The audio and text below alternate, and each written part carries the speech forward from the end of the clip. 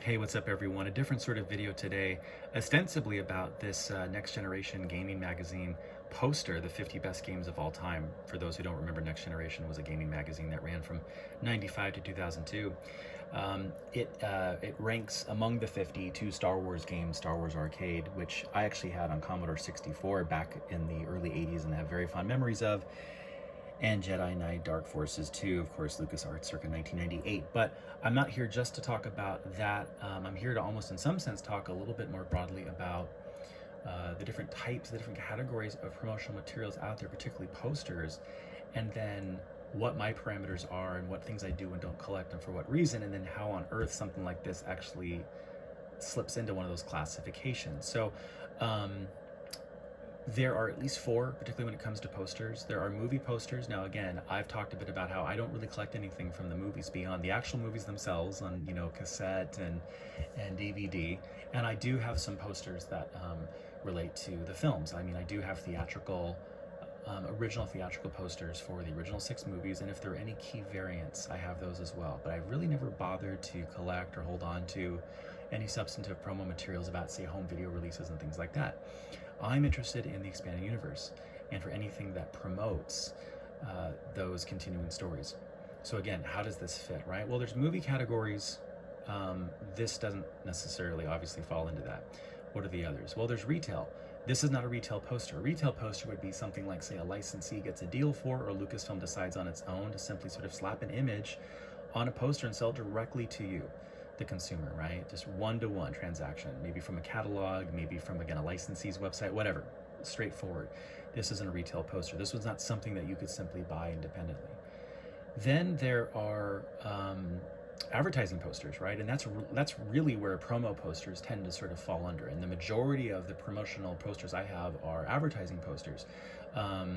Sometimes the types of advertisements you see in stores, advertisements you see in trade magazines, advertisements that maybe are only sent to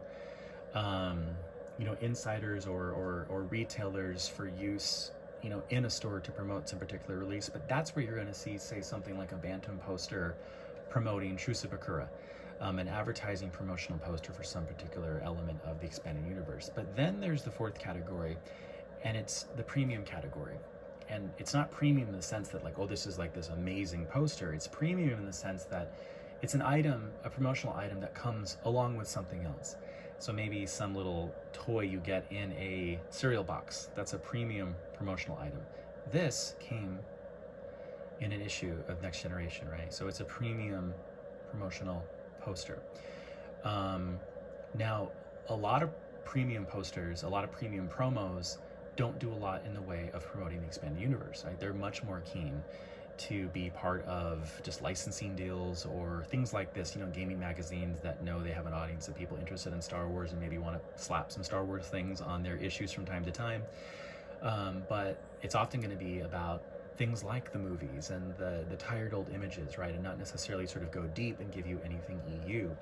But when it comes to premium posters and promotional items, you tend, most likely in my experience anecdotally, to sort of find the stuff that's really cool and really worthy from an EU collecting perspective with respect to games, right? Because games continue the story too. Now, on a spectrum, right? I mean, something like Star Wars Arcade is much less likely to introduce any substantive new continuity than, say, something like Dark Forces 2. But it's something, right? And that's sort of the entry point for me in terms of collectability. Now, if this was a poster that said something like, oh, the 50 best IPs that relate to games, and there was an image of, the New Hope theatrical poster, I really wouldn't be that interested. But, oh my gosh, particularly at the time this was published, wow, a Dark Forces 2 image? That's pretty cool. Shut up and take my money, right? And so that's why this has a place in my collection, right? It's part of, it's an important part of that part of that category.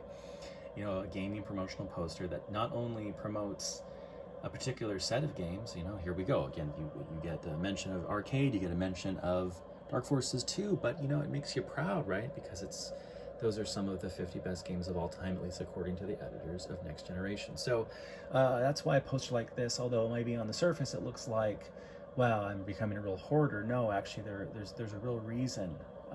There's a real reason that something like this belongs, I think, in a robust EU promotional collection, and it's a real reason why, it's actually become a really hard poster to find, and why it's something that's been sought after by a lot of EU promo collectors for years. Now there are, as I said, many other premium promotional materials related to games and the EU, and I will talk about those all in future videos. See you next time.